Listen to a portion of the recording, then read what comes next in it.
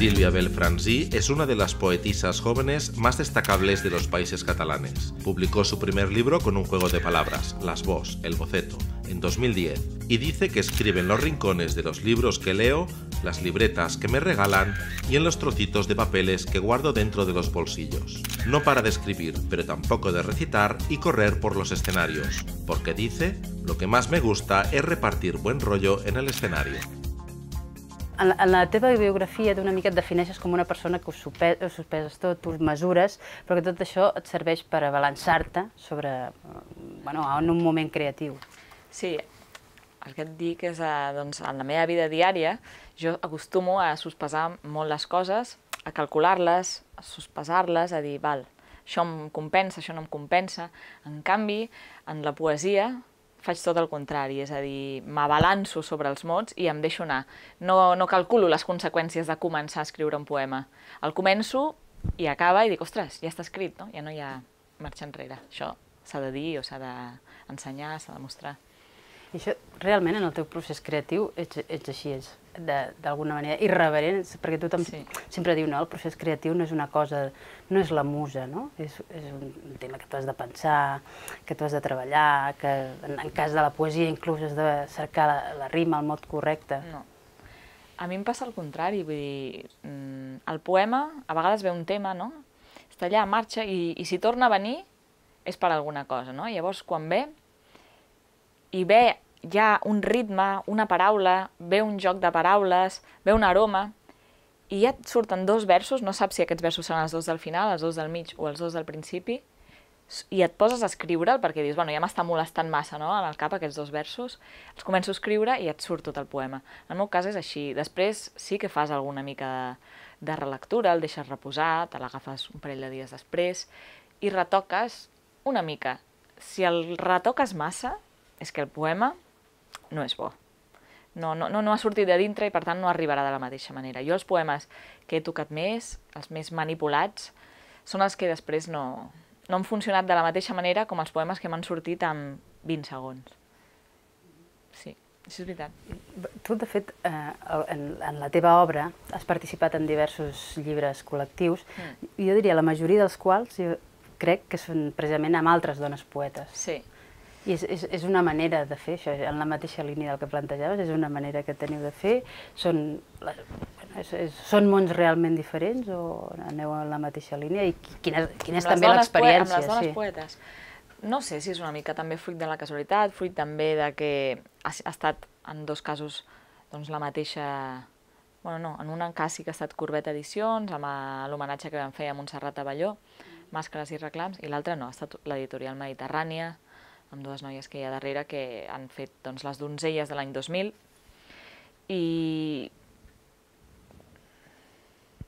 no sé ben bé ara quina era la pregunta. No, tu parlaves del teu model de creativitat o de creació. És la mateixa línia la que les dones poetes tenen en aquesta creativitat, aquesta creativitat que flueix, que és més, que parteix de l'estómac, d'allò natural, i si realment hi ha diferència, sí, o hi ha diferència, tu has col·laborat en àmbits molt diferents, no? La veritat és que cada persona jo crec que és un món i no ho sé si totes les persones que hem participat en l'antologia seguim el mateix mètode creatiu, segurament no, perquè només cal obrir el llibre per veure que hi ha poemes d'estils molt diversos, de temàtiques diverses, i que alguns són escrits des de l'estómac, els altres més des del cap, i no són més vàlids uns que uns altres, sinó és des de... A vegades tu estàs més mental, a vegades estàs més visceral. En el cas dels homes, suposo que també tindran aquest impuls d'escriure, com les dones. No et sabria dir una resposta científica i fonamentada, ni tan sols per intuïció.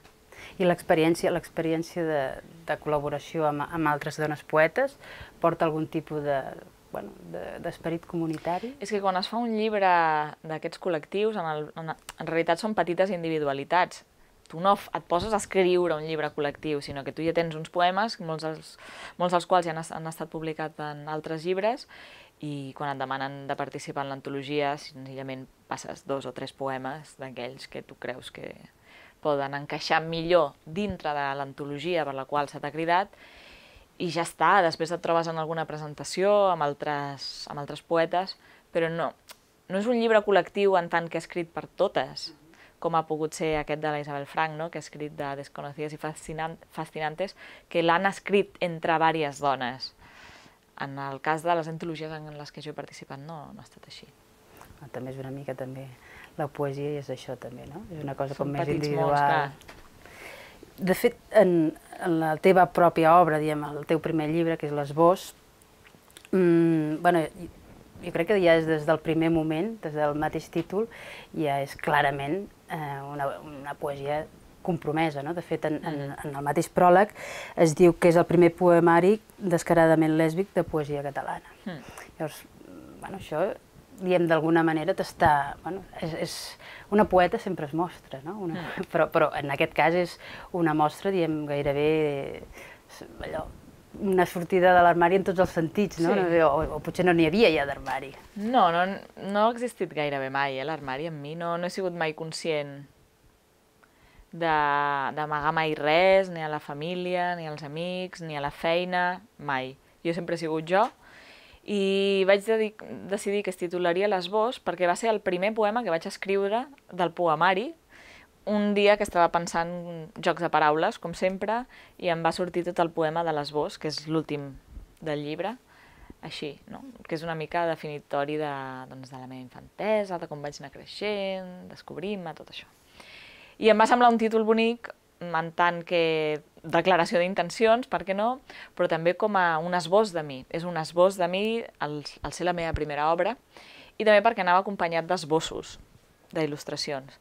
I vaig pensar, doncs, és fantàstic. No el titularé Lesbos, era massa obvi, i en canvi l'Esbós em resultava un títol molt suggerent.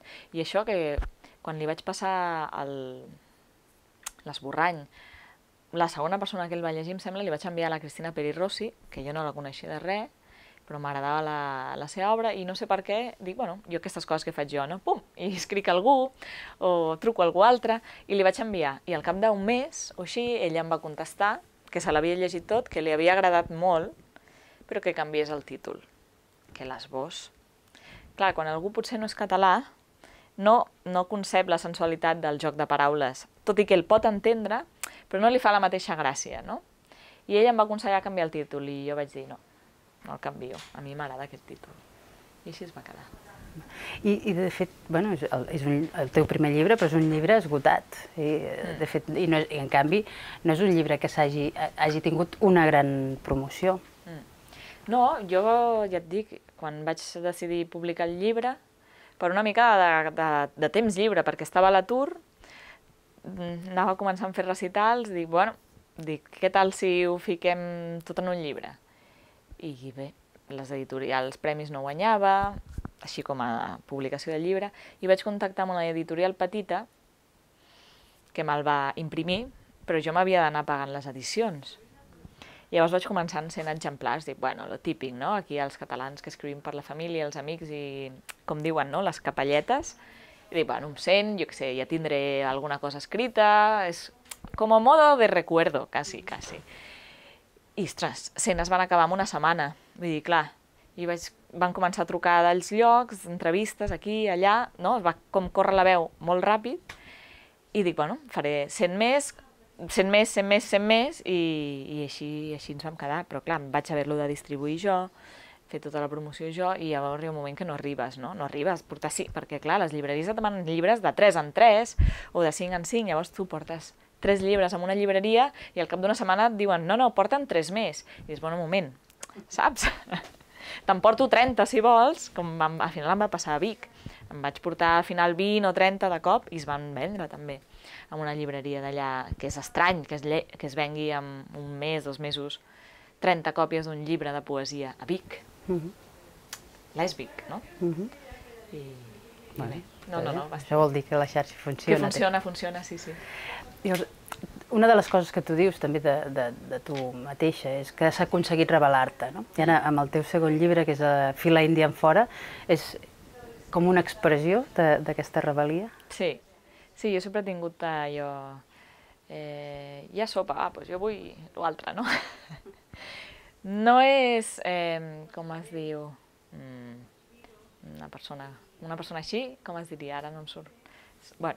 Una contestatària? No, contestatària no, capritxosa. No és caprici, és com una cosa interior de llibertat, no? O sigui, jo quan em veig empès a fer una cosa, per les normes, dic, ai, doncs no, aquesta cosa no la vull fer, en vull fer una altra. Llavors, Fila Índia en fora responia una mica a aquest esperit interior meu rebel, doncs, cap a mi mateixa moltes vegades, no? A vegades ens autoboicotegem. Llavors, la primera part del llibre parla d'aquesta part de rebel·lia contra potser mi mateixa, de rebel·lia social també, i llavors quan et rebel·les contra tu mateixa i contra el món, no? Hi ha com una guerra, i l'apartat també final del llibre és un crit de guerra que es diu Hoka Hei Hoi, que vol dir avui és un bon dia per morir, no? Que és el crit que feien els indis quan estaven en inferioritat de condicions contra els vaquers i malgrat tot anaven a lluitar. Jo moltes vegades em sento així. Bueno, moltes vegades no, gairebé sempre em sento així, sola, en inferioritat de condicions davant del món, i malgrat tot, no, vaig al camp de batalla. És una mica aquesta rebel·lia meva. Parlàvem del teu primer llibre com a expressió de compromís, aquest segon llibre com a expressió de rebel·lia. En un moment, diem, com el que estem vivint, no només estem en un context social i polític en què hi ha unes retallades de drets bestials cap al col·lectiu, de lesbianes, gais, transexuals i bisexuals. Com ho vius tu, des d'aquest compromís que és també militant, poètic o creatiu? Com es veu, des del procés creatiu, aquesta batalla quotidiana que ens toca a totes i a tots?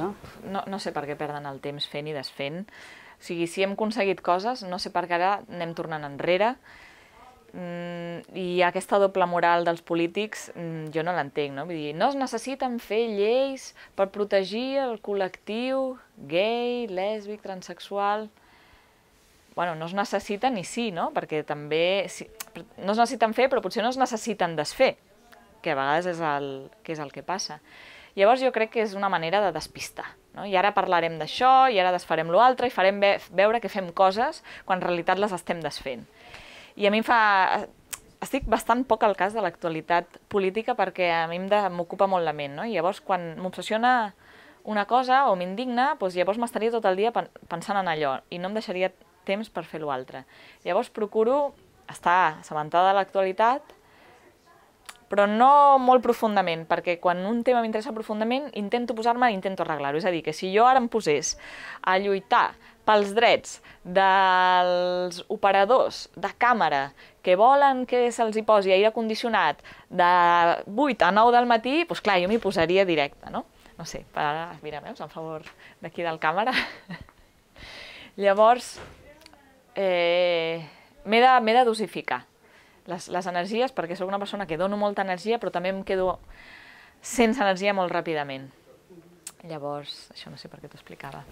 Perquè en realitat jo no estic molt compromesa amb aquesta causa, vull dir, no soc militant en tant que poeta i en tant que ho visc amb la normalitat, amb què expresso l'amor, el desig, no sé, i la sensualitat cap als altres, però crec que és una gran manera fer veure que no...